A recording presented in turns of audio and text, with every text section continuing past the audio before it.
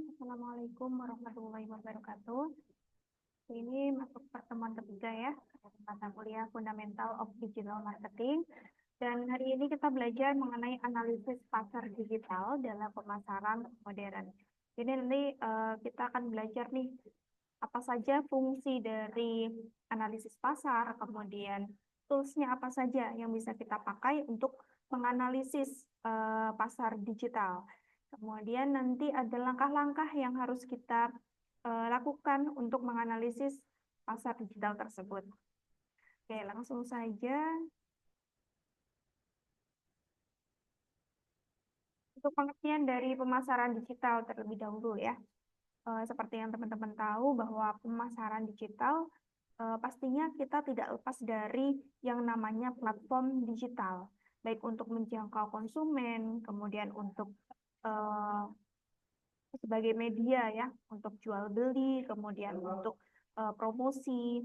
Nah, di sini platform digital ini digunakan untuk promosi, kemudian untuk transaksi yang meliputi ada media sosial, kemudian situs web, mesin pencarian, email, dan juga aplikasi mobile. Kemudian analisis pasar digital sendiri itu bisa diartikan sebagai proses mengumpulkan, menganalisis, dan mengevaluasi data untuk meningkatkan kinerja pemasaran. Jadi kita evaluasi nih apa saja yang sudah kita upload misalnya, atau kita evaluasi apa yang sudah kita strategi apa yang sudah kita lakukan untuk memasarkan produk. Nah, analisis ini kita lakukan untuk memahami perilaku pengguna atau audiens, serta mengidentifikasi peluang pemasaran. Kemudian keuntungan dari analisis pemasaran, yang pertama pastinya kita bisa memahami pelanggan. Jadi dengan analisis pasar, kita dapat memahami nih siapa pelanggan kita, kemudian apa yang mereka inginkan, bagaimana perilaku mereka, kemudian informasi penting untuk mengembangkan produk ataupun layanan agar sesuai dengan kebutuhan dan preferensi pelanggan. Kemudian yang kedua, mengidentifikasi peluang baru. Jadi dengan kita menganalisis pasar, kita bisa terbantu nih untuk menemukan peluang baru, baik dari segi produk, pasar, ataupun strategi pemasaran. Kemudian bisa kita pahami juga nih elemen untuk membuka kesempatan bagi usaha agar lebih proaktif dalam merespon perubahan pasar. Kemudian yang ketiga, mengurangi resiko. Nah, dengan kita melakukan analisis pasar, kita bisa membantu mengurangi resiko dengan memberikan input yang dapat diandalkan tentang pasar dan persaingan. Karena pada dasarnya keputusan bisnis itu berdasarkan pada data yang akurat, cenderung lebih berhasil ketimbang dengan keputusan yang dibuat berdasarkan intuisi. Kemudian yang keempat, meningkatkan efektivitas pemasaran. Nah, dengan analisis pasar ini, kita bisa memahami siapa target audiens kita, kemudian perilaku mereka itu seperti apa. Sehingga dengan kita mengetahui nih target pasar kita bisa mengembangkan kampanye pasar yang lebih efektif. Kemudian dengan analisis pasar ini kita juga bisa meningkatkan konversi, juga mengurangi biaya pemasaran karena sumber daya bisa kita lebih fokuskan ya pada strategi yang paling efektif. Kemudian yang terakhir, mengukur kinerja. Jadi dengan analisis pasar, kita bisa mengukur kinerja produk atau layanan usaha kita. Kita bisa mengetahui nih apa fungsi atau tidak berfungsi. Apakah produk kita itu berfungsi atau tidak berfungsi. Kemudian kita juga bisa membuat penyesuaian yang diperlukan untuk meningkatkan kinerja. Nah, di sini ada beberapa tools yang bisa kita manfaatkan nih untuk pasar digital. Yang pertama kita bisa gunakan Google Analytics. Jadi Google Analytics ini termasuk tools populer yang di dalamnya kita bisa mendapatkan wawasan tentang lalu lintas situs web, kemudian juga perilaku dari pengguna web tersebut. Kita juga bisa melacak metrik seperti tampilan halaman, resiko pentalan, dan juga resiko konversi. Kemudian ada mix panel. Panel ini merupakan alat analitik pemasaran, sama dengan Tableau. Kemudian ada juga HubSpot analitik. Ini sebagai alat analitik pemasaran yang menyederhanakan otomatisasi dan pelacakan prospek. Kemudian ada juga Kissmetrics, ini sebagai alat analitik pemasaran. Ada juga Ahrefs sebagai alat untuk menawarkan fitur SEO seperti penelitian kata kunci, kemudian analisis pesaing, dan analisis backlink. Jadi masih banyak ya tools analitik pemasaran yang bisa kita manfaatkan untuk keuntungan-keuntungan tadi. Nah, di sini yang paling populer ada Google Analytics, kemudian ada Mixpanel, ada Tableau, ada HubSpot Analytics, ada Kissmetrics, dan Ahrefs. Nah, fungsi tools sendiri untuk apa? Nah, di sini dengan kita manfaatkan tools tersebut, kita bisa mengukur kinerja kampanye pemasaran digital. Kemudian bisa mengoptimalkan kampanye pemasaran tadi. Dan juga tujuannya untuk mencapai tujuan bisnis. Pasti kita punya visi misi ya dalam bisnis. Nah, itu fungsi tools ini sebagai alat untuk mencapai tujuan bisnis tersebut. Kemudian langkah-langkah analisis pemasaran digital. Yang pertama, kita bisa kumpulkan data-data. Misal data dari pelanggan kita, kemudian data dari pesaing, dan seterusnya. Nah, ini kita bisa kumpulkan dari berbagai saluran pemasaran, seperti media sosial, situs web, email, dan mesin pencari. Kemudian setelah kita kumpulkan data tadi, kita analisis untuk memahami perilaku pengguna, seperti interaksi pengguna dan juga konversi. Kemudian setelah kita analisis, kita evaluasi bisnis kita, bisnis pesaing, dan juga kita analisis atau kita evaluasi audiens. Nah, setelah itu kita buat rencana pemasaran yang sudah disesuaikan dengan perusahaan. Tadi setelah kita evaluasi, apakah ada kekurangan dalam kampanye pemasaran atau ada strategi pemasaran yang tidak sesuai dengan target pelanggan misalnya. Nah, bisa nih kita buat rencana pemasaran selanjutnya. Kemudian kita kembangkan strategi pemasaran yang sesuai dengan audiens. Nah, untuk lebih detailnya, langkah-langkah analisis pasar, kita bisa tentukan dulu tujuan bisnis. Kalau tadi, kita bisa langsung kumpulkan data. Tetapi kalau lebih detailnya, kita tentukan dulu tujuan bisnis dan pemasaran digital di bisnis kita itu apa. Kalau kita sudah tahu tujuan kita tentukan target audiens. Target audiens kita itu siapa? Apakah dari segi gender, kemudian dari segi umur, dari kota misalnya, dan seterusnya. Kita detailkan. Kemudian baru kita kumpulkan data audiens. Kita bisa kumpulkan dari sosial media, dari web, email, mesin pencari, dan seterusnya. Kemudian kita kenali segmentasi pasar kita. Kemudian kita bisa analisis kompetitor kita atau pesaing kita, dan kita lakukan riset mendalam pada audiens. Kita gunakan persona audiens, kemudian kita manfaatkan tools untuk analisis, dan kita uji dan evaluasi strategi segmentasi. Nah, yang pertama kita tentukan tujuan. Kenapa kita harus menentukan tujuan bisnis? Karena kita ingin memahami perilaku konsumen kita. kita ingin mengidentifikasi tren pasar dan mengevaluasi kinerja produk kita. Jadi kita tentukan dulu tujuan dari produk kita sejelas mungkin untuk membantu agar kita bisa fokus pada data yang akan kita cari nantinya supaya relevan ya dengan tujuan bisnis kita. Kemudian kita identifikasi sumber data atau kita kumpulkan data ya. Di sini ada banyak sumber data yang tersedia untuk dijadikan bahan analisis. Nah, ini yang paling umum ada media sosial seperti Facebook, kemudian ada X, ada Instagram, yang nantinya bisa memberikan wawasan tentang tren dan sentimen konsumen. Kemudian ada Google Trend.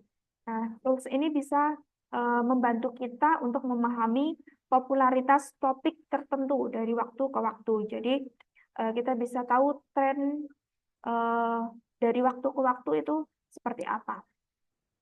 Kemudian, yang ketiga ada alat analitik web. Nah, di sini analitik dapat memberikan data tentang pengunjung situs web. Kemudian termasuk dari mana mereka berasal, lengkap dengan aktivitasnya. Jadi ini memang khusus untuk website ya.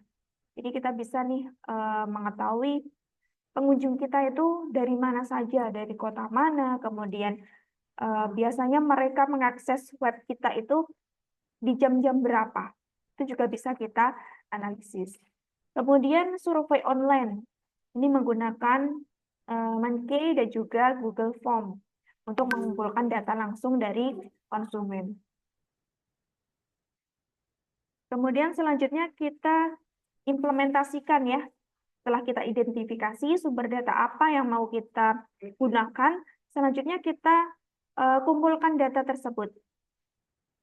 Nah, langkah-langkahnya di sini kita bisa lakukan dengan menggunakan alat digital yang sesuai.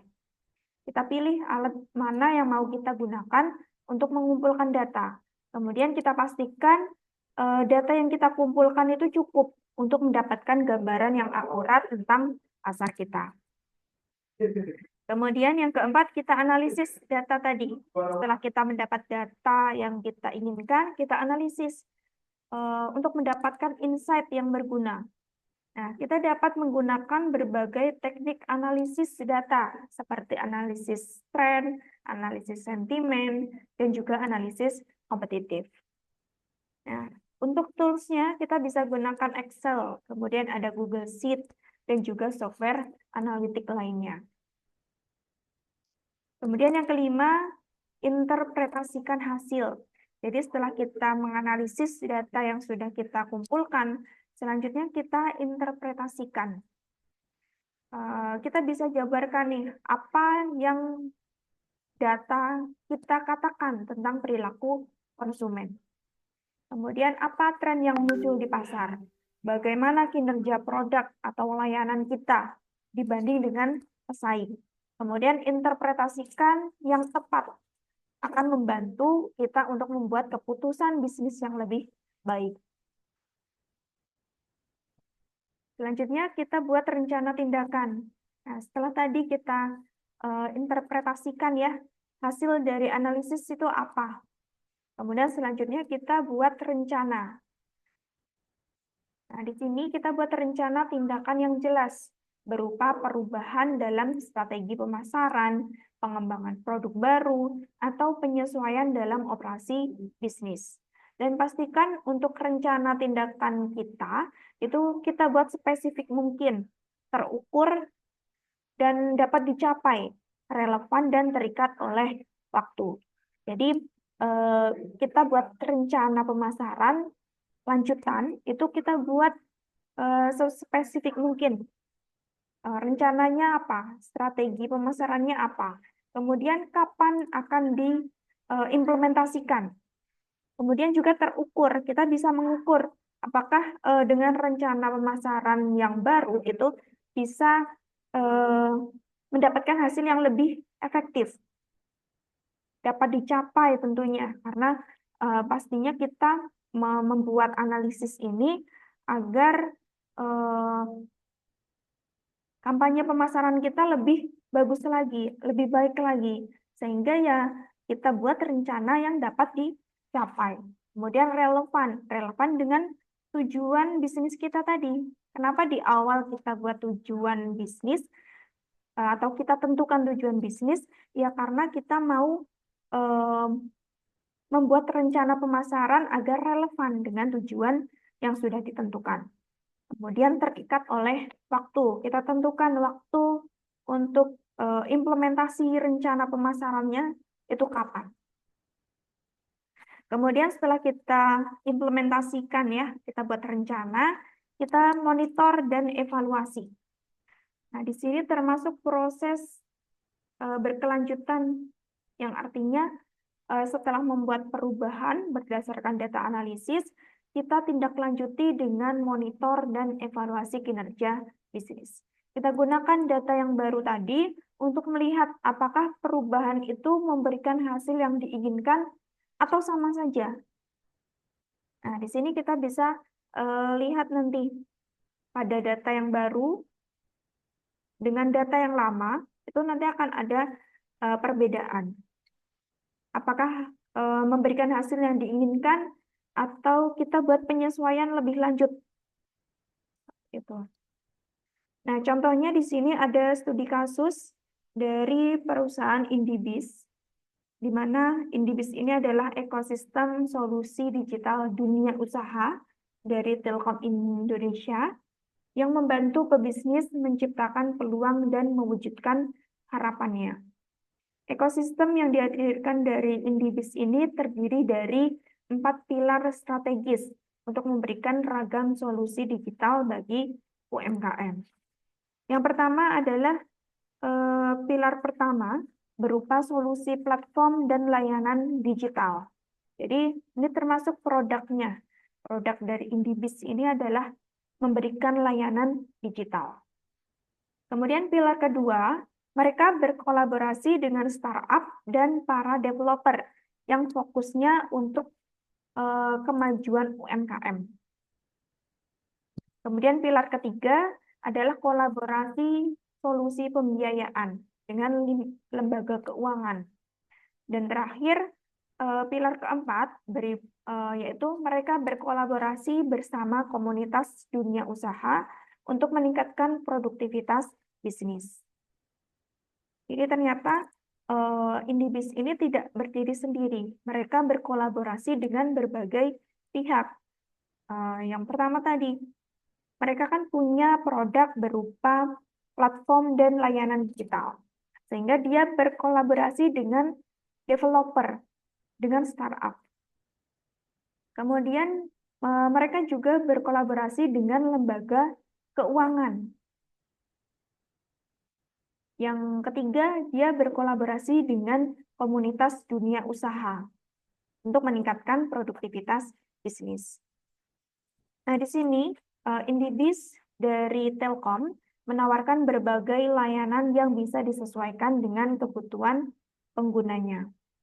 Karena hadir dengan berbagai layanan, mulai dari layanan Indibis Education, Indibis Ruko, Indibis Hotel, dan Indibis Finance. Semuanya tinggal disesuaikan dengan kebutuhan kita. Kemudian salah satu layanan yang dihadirkan oleh Indibis yang mendukung ekosistem bisnis adalah analisis kinerja pemasaran dari Big Box. Di sini ada dua macam pilihan. Yang pertama Big Box Analytics e-commerce dan Big Box Analytics media sosial. Jadi ternyata Indibis ini selain dia menghadirkan berbagai macam platform yang bisa dipilih sesuai dengan kebutuhan penggunanya, mereka juga menghadirkan analisis kinerja pemasaran. Ini sudah ada dua macam ya, Big Box Analytics e-commerce dan Big Box Analytics media sosial. Untuk Big Box Analytics e-commerce, ini memudahkan kita sebagai pengguna dalam memaksimalkan strategi bisnis melalui platform e-commerce. Di sini sudah dilengkapi berbagai fitur untuk analisis penjualan produk, pendapatan, harga kompetitor, serta insight lain terkait dengan e-commerce. Nah, jadi berbagai e-commerce, berbagai aplikasi marketplace bisa dianalisis dengan Big Box Analytics e-commerce ini. Sedangkan untuk Big Box Analytics media sosial, ini memungkinkan kita untuk mendapat insight terkait tren terkini untuk dimanfaatkan dalam aktivitas pemasaran kita. Nah, di sini kita bisa identifikasi perilaku konsumen kita, kemudian kinerja kampanye, dan juga strategi berdasarkan data real time dari media sosial. Itu bisa kita analitik dengan Big Box Analytics media sosial. Nah, itu tadi contoh studi kasus dari perusahaan Indibis yang sudah mewakili ya dari langkah-langkah analisis pasar digital. Mungkin itu materi hari ini mengenai analisis pasar digital dalam pemasaran modern. Untuk sesi tanya jawab, saya alihkan ke WA Group. Ini itu saja dari saya, kurang lebihnya mohon maaf. Wassalamualaikum warahmatullahi wabarakatuh.